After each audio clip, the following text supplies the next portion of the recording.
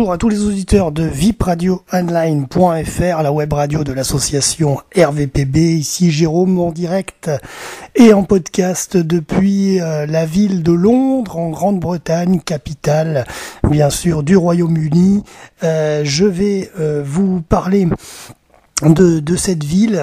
Dans un premier temps, bien sûr, durant cette émission, vous aurez également les musiques de nos artistes RVPB, à savoir Alvaro Esdras, Lucia Mills, Pascal Dolagare et Boudax, qui vont nous accompagner durant cette émission RVPB spéciale découverte Londres. Et donc, bien, je vais commencer tout de suite par le mot de Londres, qui en anglais London, est situé donc au sud-est de la Grande-Bretagne. C'est la capitale et la plus grande ville du Royaume-Uni, longtemps capitale de l'Empire britannique. Fondée il y a presque 2000 ans par les Romains, Londres est au 19e siècle la ville la plus peuplée du monde. Aujourd'hui largement dépassée dans ce domaine par de nombreuses mégalopoles, elle reste tout de même une métropole de tout premier plan, en raison de son rayonnement, de sa puissance économique considérable, due notamment à son premier centre financier mondial. Le Grand Londres, composé de Inner London et Outer London, compte 8 308 400 habitants en 2012. Il réalise 19% du produit intérieur brut du Royaume-Uni. L'aire urbaine de Londres compte pratiquement 10 millions d'habitants, son agglomération plus de 11 millions, et l'aire métropolitaine, c'est-à-dire sa zone urbaine élargie, compte 12 320 000 en 2009 habitants. Donc actuellement, en 2013, c'est nettement plus. En Europe, seules les agglomérations de Moscou et de Paris ont un poids démographique comparable. Et bien sûr, les habitants de Londres sont appelés les Londoniens.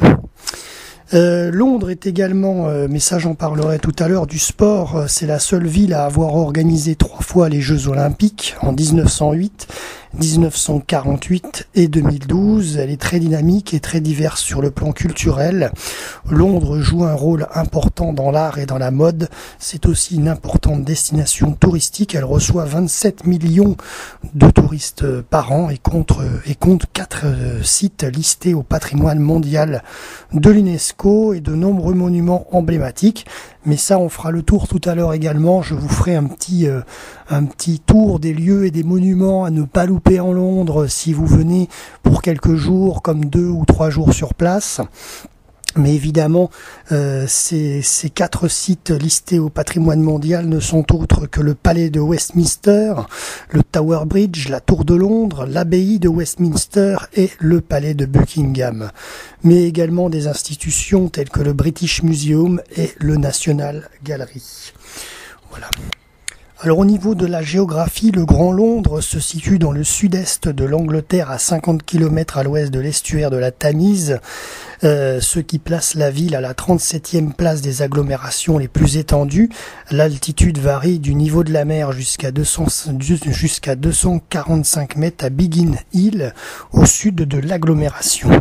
Le fleuve qui traverse la ville d'ouest en est est à une influence majeure sur le développement de la ville. Londres a été fondée à l'origine sur la rive nord de la Tamise et n'a disposé pendant plusieurs siècles que d'un seul pont, le pont de Londres, le London Bridge, c'est-à-dire le Tower Bridge. D'ailleurs, toutes les photos que vous pouvez voir sur notre blog YouTube et Dailymotion de Londres sont là pour vous en podcast pour cette émission. Donc, vous pouvez apprécier toutes les photos que nous avons pu prendre durant notre séjour RVPB à Londres. Le foyer principal de la ville de Londres s'était en conséquence cantonné sur cette ville, sur cette rive de la Tamise, jusqu'à la construction au 19e siècle d'une autre série de ponts. La ville s'est alors étendue dans toutes les directions, cette expansion n'étant gênée par aucun obstacle naturel dans une campagne presque dépourvue de relief.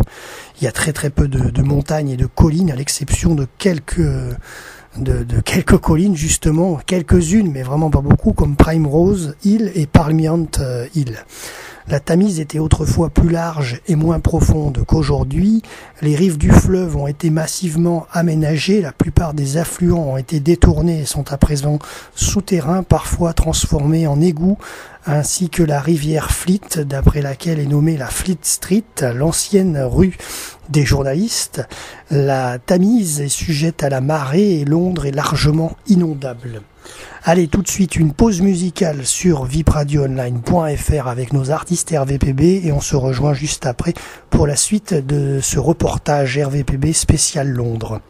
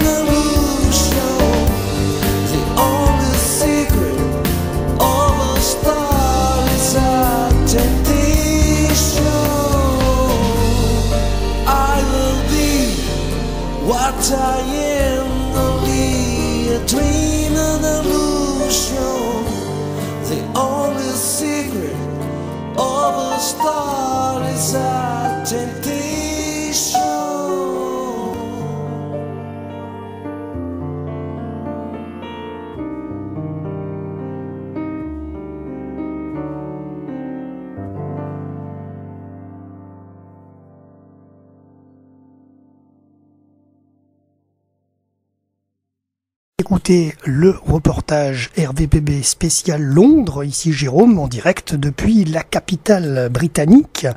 Donc pour continuer au niveau des inondations de la Tamise, les menaces d'inondation augmentent d'ailleurs avec le temps, compte tenu de l'élévation régulière du niveau de l'eau à marée haute et la lente inclinaison de la Grande-Bretagne, relèvement au nord, abaissement au sud, causé par un phénomène de relèvement isostatique. Un barrage, la Thames Barrier, a été construit à travers la Tamise à Woolwich dans les années 70 pour pallier à cette menace. En 2005, cependant, il a été suggéré la construction d'un barrage d'une quinzaine de kilomètres de long plus en aval pour parer les risques futurs d'inondation. Alors on va parler maintenant des quartiers de Londres. On décrit souvent Londres donc par quartier. Bloomsbury, Mayfair, Whitechapel par exemple. Ces noms n'ont pas d'utilisation officielle mais désignent souvent des paroisses ou des circonscriptions qui sont restées en usage par tradition, chacun faisant référence à un quartier distinct avec ses propres caractéristiques mais sans délimitation officielle. Il existe cependant une zone centrale de Londres qui possède une définition et un statut strict, la Cité de Londres, City of London, souvent appelée la City. C'est l'un des plus grands quartiers financiers, le Central Business District mondiaux. La City possède son propre corps gouvernant et ses propres frontières, lui donnant ainsi une complète autonomie politique et administrative. Le nouveau quartier financier et commercial des Docklands se situe à l'est de la City et est dominé par la Canary Wharf, l'autre quartier d'affaires qui se trouve dans la cité de Westminster, qui abrite également le gouvernement britannique et l'abbaye de Westminster. Ensuite, West End est le principal quartier commerçant. End qui regroupe les principales attractions telles que Oxford Street, Leicester Square, Covent Garden et Piccadilly Circus. West London regroupe des zones résidentielles huppées telles que Notting Hill, Knightsbridge ou le district de Kensington et Chelsea, où le prix moyen d'une maison dans certains quartiers est d'environ 5 500 000 livres et où une maison a même été vendue 60 millions de livres. D'après un classement réalisé en 2007 par le groupe immobilier Knight Frank et City Private Bank, filiale de Citigroup, Londres est la ville la plus chère du monde dans le domaine de l'immobilier résidentiel de luxe, avec 36 800 € en moyenne par mètre carré sur ce secteur. Un autre quartier huppé est celui de Hampstead, dans le district de Camden, où vivent d'ailleurs de nombreuses personnalités londoniennes. Les zones situées à l'est de Londres regroupent l'East End et les banlieues de l'Essex. Ces zones situées au plus près du port de Londres sont connues pour avoir une proportion élevée d'immigrants et pour être l'une des plus pauvres de la capitale. La zone appelée East London a vu naître le développement industriel de Londres. Les nombreux terrains abandonnés qu'on y trouve aujourd'hui sont en plein redéveloppement, notamment grâce au plan Thames Gateway qui inclut London Riverside et Lower Lea Valley qui a pu se développer, en accueillant notamment le parc olympique ainsi que le stade des Jeux Olympiques de l'été 2012. North London et South London sont également des termes utilisés pour désigner les deux zones de Londres qui séparent la Tamise. Allez, tout de suite, une musique de nos artistes RVPB dans ce reportage découverte Londres, et on reviendra tout à l'heure pour continuer cette séquence. Vous écoutez le reportage découverte RVPB spécial Londres, capitale de la Grande-Bretagne au Royaume-Uni. Alors pour parler donc du climat, Londres est de type tempéré avec des précipitations régulières toute l'année, mais contrairement à l'ouest du Royaume-Uni, d'intensité plutôt légère. La moyenne annuelle des précipitations s'établit à 583,6 mm, février étant le mois le plus sec de l'année. Ce niveau est inférieur à Rome ou à Sydney. Londres est en fait l'une des capitales européennes les plus sèches, disposant de ressources d'eau par personne inférieures à celles d'Israël par exemple. Alors ensuite, au sein de la cité de Westminster, le quartier de West End regroupe un grand nombre d'attractions, comme je vous ai dit tout à l'heure, autour de Leicester Square, où de nombreux films sont joués en avant-première britannique et mondiale, et Piccadilly Circus et ses publicités électroniques couvrant de nombreux bâtiments. Dans cette zone de Piccadilly se trouve également le quartier des théâtres de Londres, qui regroupe de nombreux cinémas, bars, pubs, boîtes de nuit, restaurants, ainsi que le quartier chinois de Londres. Un peu plus à l'est se trouve Covent Garden, où se situe l'avenue des Stars, inspirée du Walk of Fame d'Hollywood. Shoreditch et Hoxton, situés à Hackney, dans l'Est End, regroupent également de nombreux bars, restaurants, nightclubs et galeries. Upper Street, une rue de 2 km de long du district d'Islington, compterait plus de bars que n'importe quelle autre rue au Royaume-Uni. C'est également la première rue à proposer un accès Internet sans fil dans ses cafés. Ensuite, Oxford Street, souvent citée comme étant la plus longue rue commerçante au monde, regroupe plus de 300 commerces sur environ 2 km. Et qui accueille près de 200 millions de clients par an. Bond Street et Mayfair abritent de nombreuses boutiques de luxe, de même que le quartier de Knightsbridge où se situe Harrods, les quartiers de Knightsbridge, Sloane Street, Mayfair, Bond Street, Book Street et Chelsea, Kings Road regroupent de nombreux créateurs et boutiques de mode dont Vivienne Westwood, John Galliano, Stella McCartney, Manolo Blahnik et Jimmy Choo. Londres abrite également de nombreux marchés, dont Camden Market pour la mode, Portobello Road à Notting Hill pour les antiquaires. Alors parlons également des musées de Londres. Londres possède un panel parmi les plus importants au monde. C'est par ailleurs la ville au monde qui possède le plus grand nombre de galeries et de musées d'art par habitant. On trouve des musées dans tous les domaines. Art, sciences, histoire, loisirs, etc. En voici quelques exemples parmi les plus connus. Le British Museum, musée d'histoire et de culture humaine, le National Gallery, musée d'art, le Tate Modern, musée d'art contemporain, Victoria and Albert Museum, musée d'histoire britannique et le musée d'histoire naturelle. Allez, tout de suite une pause musicale sur notre émission découverte RVPB spéciale Londres et on se retrouve après et je vous parlerai de sport notamment et de médias, télévision, radio à Londres.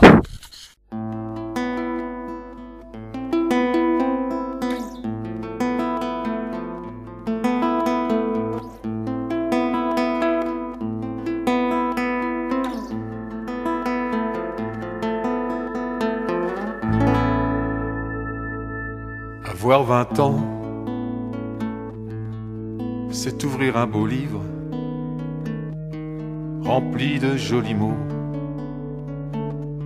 chantant la joie de vivre. C'est marcher d'un pas fier, le front dans les nuages. C'est mordre dans un fruit au goût âpre et sauvage. Avoir 20 ans, c'est ouvrir une porte d'éclair matin,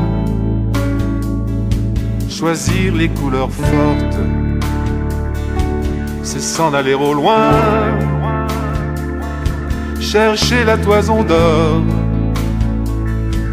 emprunter les chemins aux fabuleux décors. C'est aussi l'adieu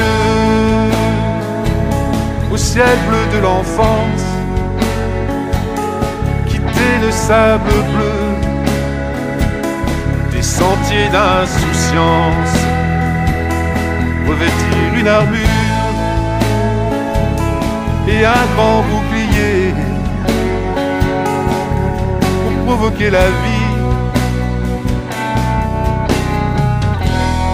Combat singulier.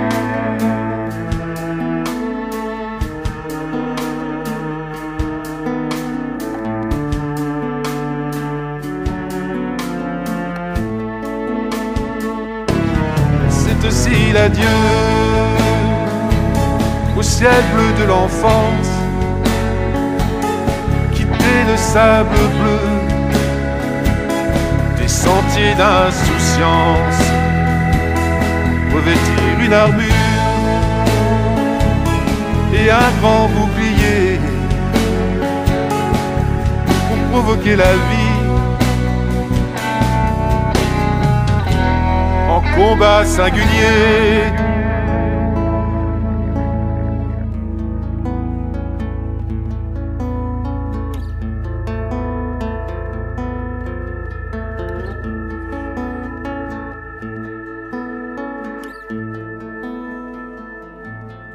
Avoir 20 ans.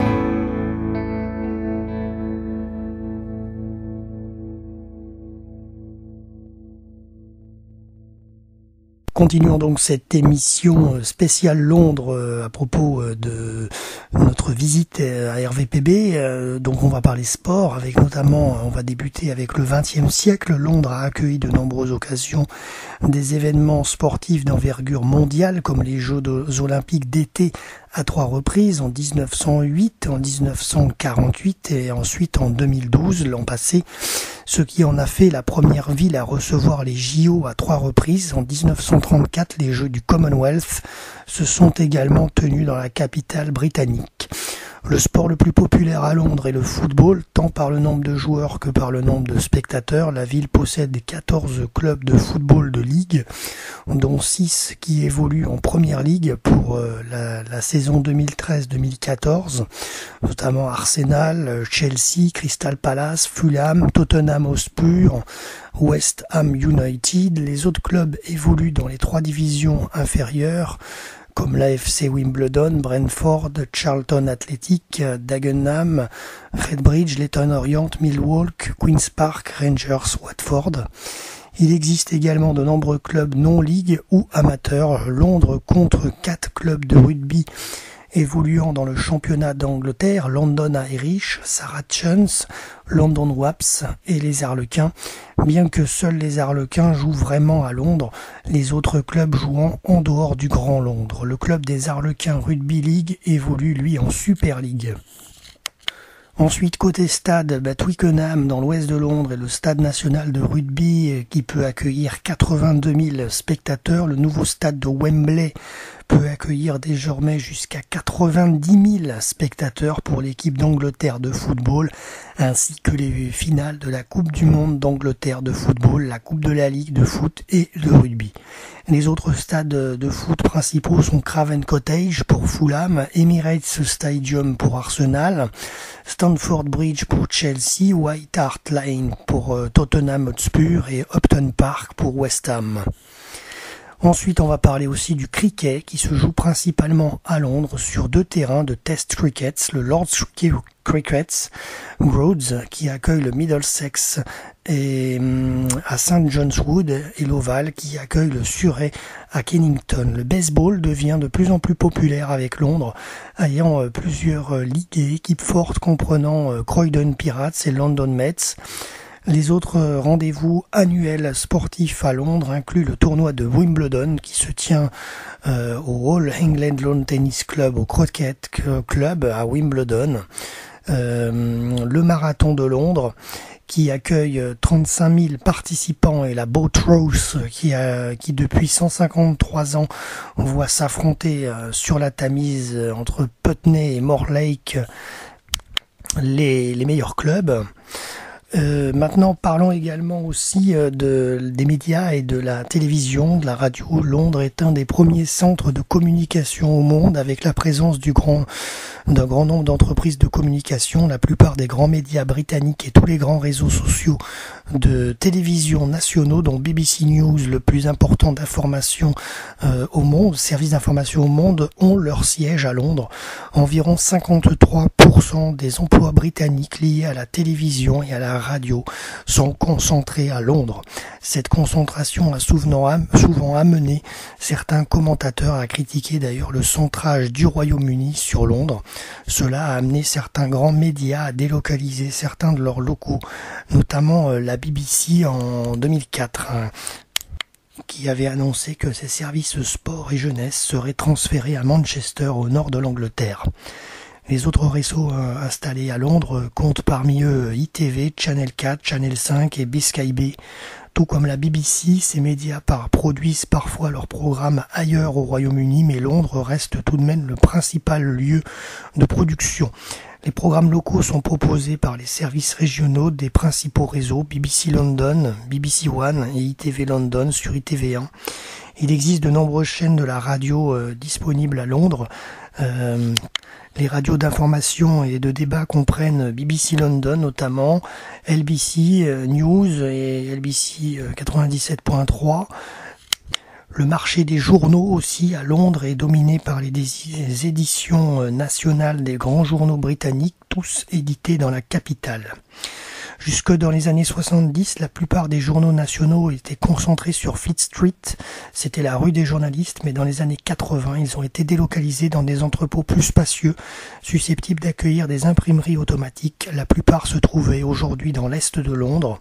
Et à Wapping, en 86, Sogat 82, le syndicat des imprimeurs s'est fortement opposé à ces délocalisations, menant de nombreux affrontements avec les forces de la police. La dernière grande agence de presse de Fleet Street, Reuters tout simplement, a déménagé à Canary Wharf en 2005, mais Fleet Street reste en termes toujours fortement associé à la presse nationale. On pourrait le comparer à Cognac G en France, à Paris, pour l'univers de la télévision.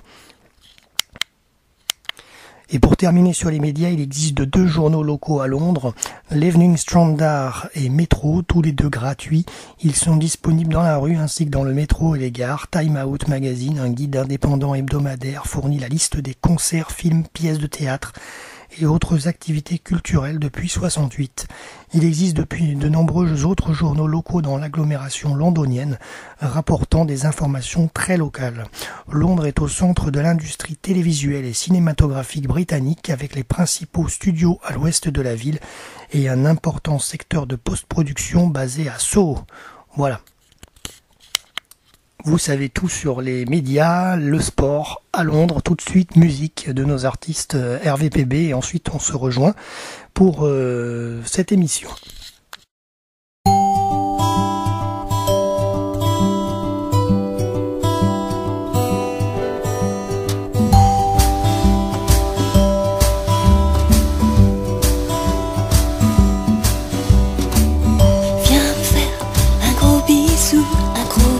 Dans le cou, viens faire des gros boutons partout, partout, partout. Surtout ne t'arrête pas, car moi j'aime bien ça.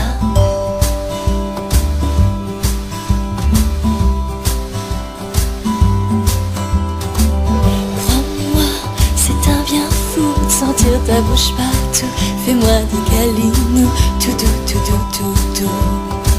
C'est agréable ainsi, ça me donne des stimuli. Viens me faire un gros bisou, des gros bisous partout. Chouchou, chouchou, toutou. Viens me faire un gros bisou. Quand c'est l'exaltation, qu'importe ton surnom, surtout quand c'est si bon.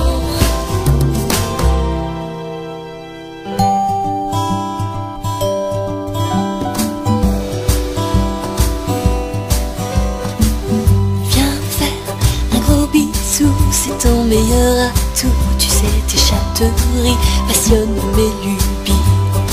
C'est toi qui me désires pour mon plus grand plaisir.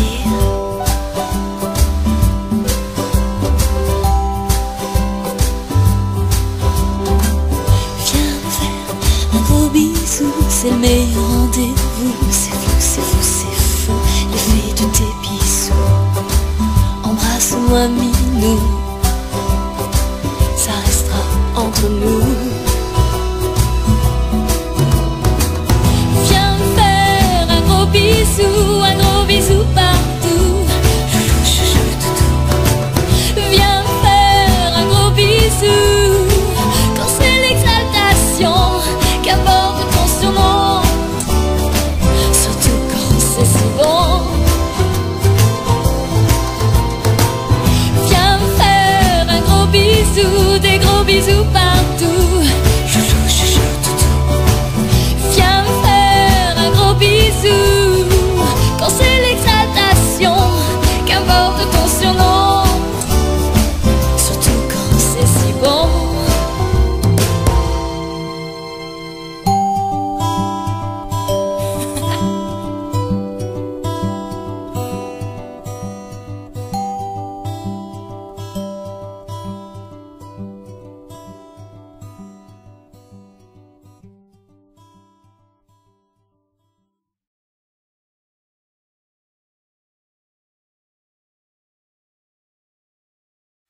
Voilà, donc après vous avoir parlé un petit peu en général de la ville de Londres, on va passer maintenant à la visite de Londres.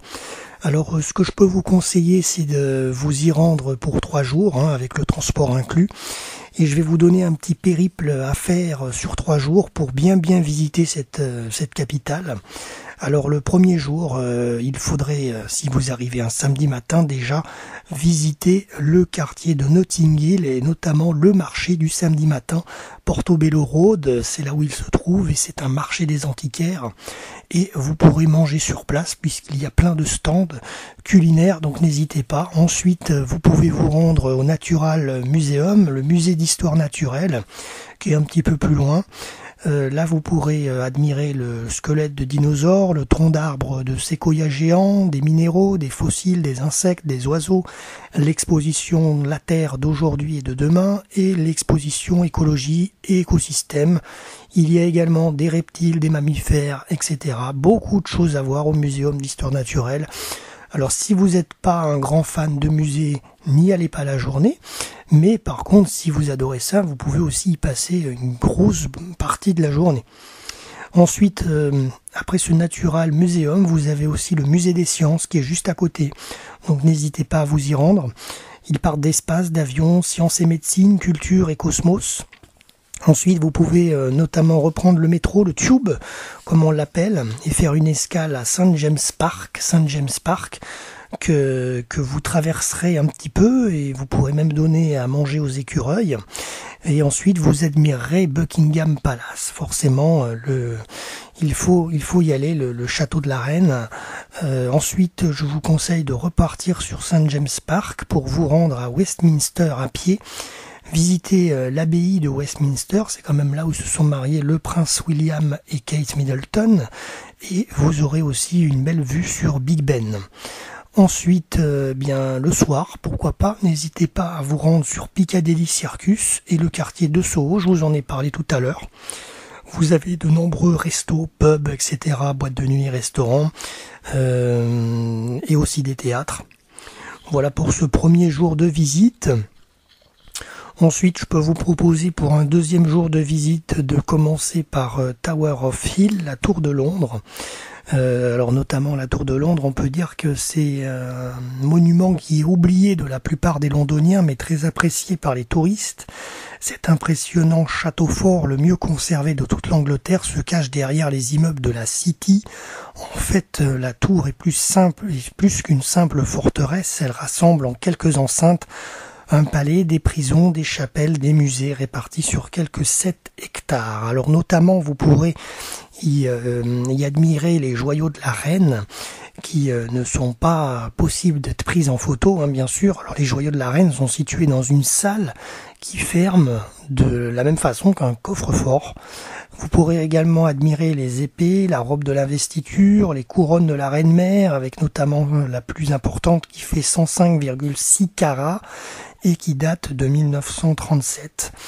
Vous avez également la tour de la torture, le chemin de ronde à visiter, le musée des armes du régiment royal et les armures de la royauté, et la salle interactive des armes qui est très intéressant pour les petits et les grands, et les canons de la tour. Voilà un petit peu ce que vous pouvez faire dans cette tour de Londres. Ensuite, évidemment, il faut y passer, vous y serez à côté. D'ailleurs, le Tower Bridge, c'est le seul pont de la capitale en aval du London Bridge. D'ailleurs, le Tower Bridge, vous avez les photos avec la Tour de Londres sur notre émission en podcast sur Dailymotion et YouTube, donc n'hésitez pas à les admirer. Donc le Tower Bridge commencé en 1886, c'est aussi l'un des plus récents. Il était destiné à décongestionner les autres ponts de la City tout en permettant aux navires d'accoster dans le port d'Upper Pool. Et c'est une très très belle mécanique, le Tower Bridge, que vous pouvez visiter également. En dépit de son style gothique, Tower Bridge est très moderne. Ces deux tours ont une structure en acier revêtue de pierre qui supporte les 1000 tonnes de chaque tablier basculant et abritant les mécanismes hydrauliques. Elle loge aussi les ascenseurs conduisant à la passerelle. Les parties latérales fonctionnent d'après le principe de la suspension. Les ponts étant accrochés à des poutrelles incurvées, il ne faut que 90 secondes pour le relever. Jadis, il s'ouvrait 50 fois par jour et aujourd'hui, les chantiers navals ayant fermé, il s'ouvre 500 fois par an, notamment lors de cérémonies officielles telles que l'arrivée du Britannia pour le 50e anniversaire de la fin de la Seconde Guerre mondiale. Allez, tout de suite une pause sur vipradioonline.fr et je continuerai de vous expliquer le périple de cette deuxième journée à Londres que vous pouvez effectuer après le Tower Hill et le Tower Bridge. Dans un village du Nord, gravé sur le monument aux morts, j'ai lu sur le marbre glacé ce que la guerre avait tué. Déçu, j'aurais aimé lire pour que l'on puisse se souvenir du chagrin de celles qui n'ont pas vu leur fils revenir. Il n'y a pas pour toutes les mères un seul monument, une pierre. Il n'y a rien, nulle part qui témoigne de leur désespoir. Il y a des tonnes de discours pour ce mort au son du tambour. Pas une plaque, un refrain pour celle morte de chagrin. Est-ce qu'il n'y a qu'une gloire à mourir de désespoir, au point qu'on laisse tomber le jour sur toutes celles mortes, mortes d'amour? Est-ce qu'il n'y a aucune gloire à mourir de désespoir, au point qu'on oublie en chemin toutes celles mortes de chagrin?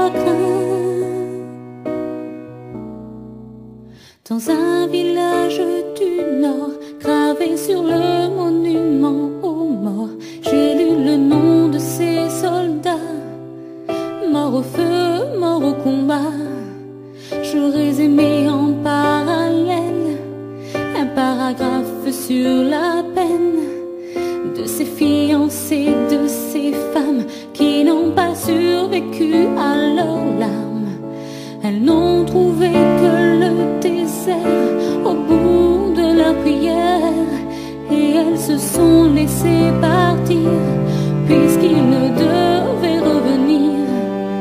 En souvenir dire que la guerre a tué aussi à l'arrière, que le chagrin est un tueur qui tire des balles en plein cœur. Est-ce qu'il n'y a aucune gloire à mourir de désespoir, au point qu'on laisse tomber le jour sur toutes celles mortes, mortes d'amour?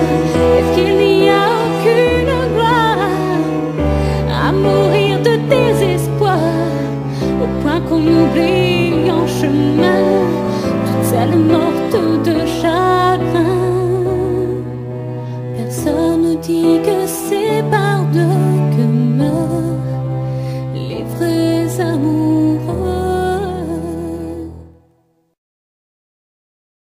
Jérôme en direct et en podcast depuis Londres. Donc pour cette deuxième journée de périple pour visiter Londres, je vous ai dit donc de visiter la Tour de Londres, le Tower Bridge, également Kew Garden. Alors là, il faut prendre le métro, vous allez direction zone 4.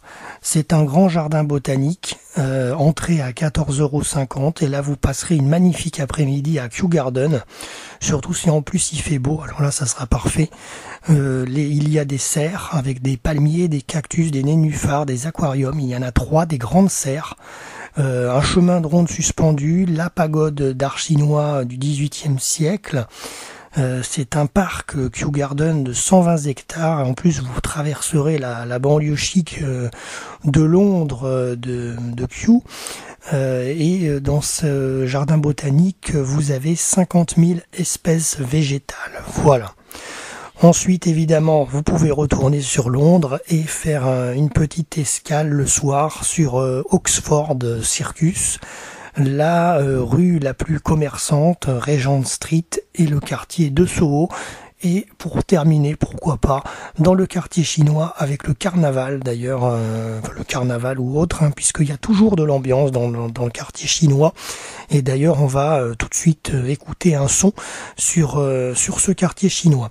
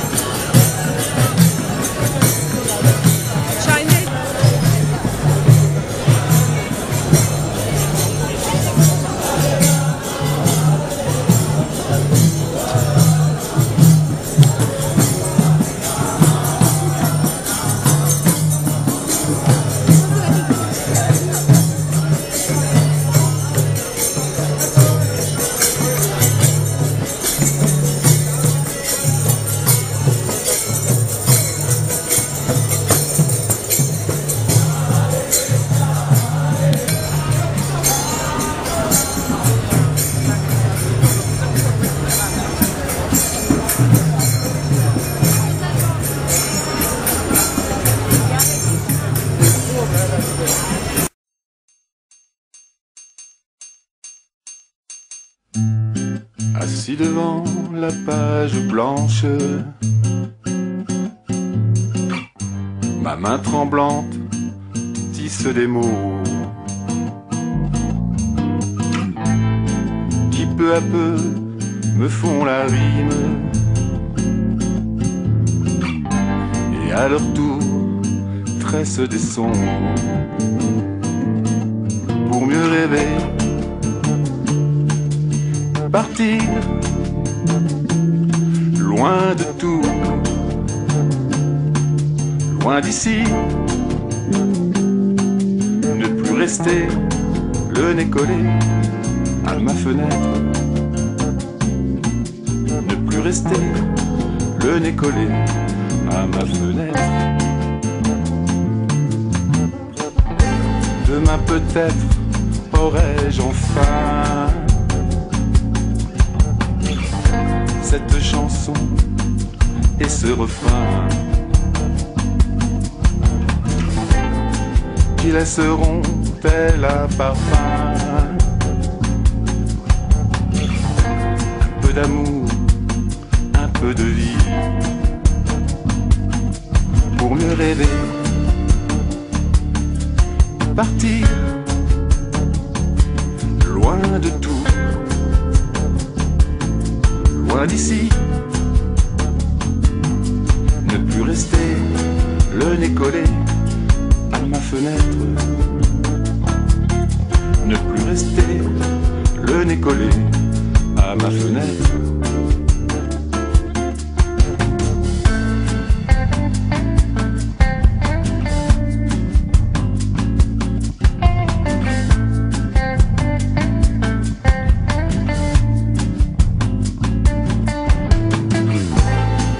Un jour peut-être devant vous,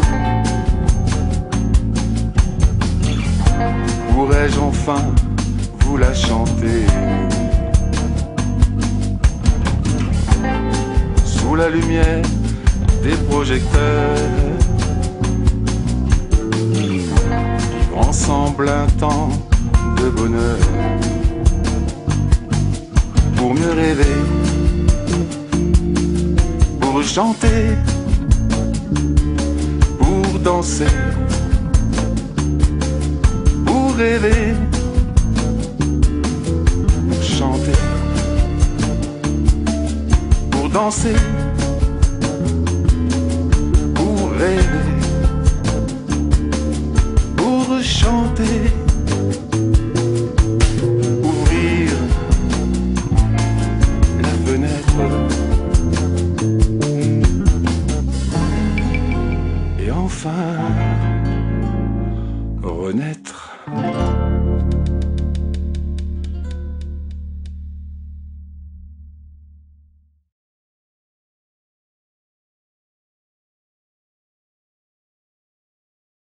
Voilà, donc après cette petite ambiance dans le quartier chinois qui a été pris en live, eh bien, je vous propose de visiter sur Londres pour une 3e journée, eh bien là, de vous rendre dès le matin au marché de Camden Town, qui est au nord de Londres.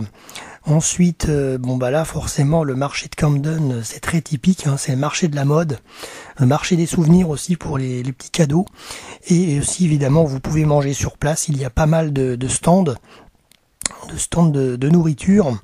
Ensuite, 2e point de la journée de cette 3e jour de visite, je vous propose de filer à Waterloo, à la gare de Waterloo, pour admirer London Eyes. C'est la roue de Londres qui a été créée en 2000, notamment aussi le pont du millénaire que vous pouvez traverser. Et la roue de Londres est la plus importante roue du monde, c'est la plus haute. Et vous mettez 30 minutes pour faire l'attraction. Voilà, pour voir Londres d'en haut. Ensuite, donc, vous prenez le pont du millénaire, vous arrivez à Charing Cross. Charing Cross, d'ailleurs, c'est la station de Harry Potter. Et vous pouvez d'ailleurs continuer à pied jusqu'à Trafalgar Square, à la place de Trafalgar Square. Et en filant un petit peu sur votre droite, vous pouvez récupérer la place de Covent Garden, le marché couvert. Et d'ailleurs, je vais vous laisser écouter un groupe de violonistes qui était présent et qui a fait une reprise de très très belle musique. Je vous laisse écouter.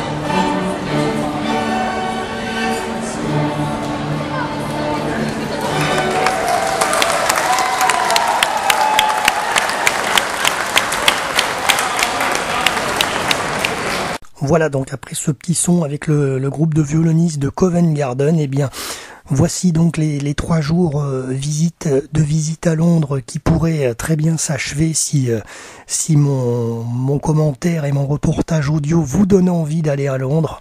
Voilà ce que vous pouvez y faire en 3 jours. Évidemment, d'autres choses peuvent se présenter à vous, donc n'hésitez pas à déroger à mes conseils. Merci en tous les cas à tous les auditeurs de vipradioonline.fr de m'avoir suivi en direct et en podcast depuis Londres, capitale du Royaume-Uni. et eh bien à très bientôt pour un nouveau reportage découverte. C'était Jérôme en direct et en podcast depuis Londres.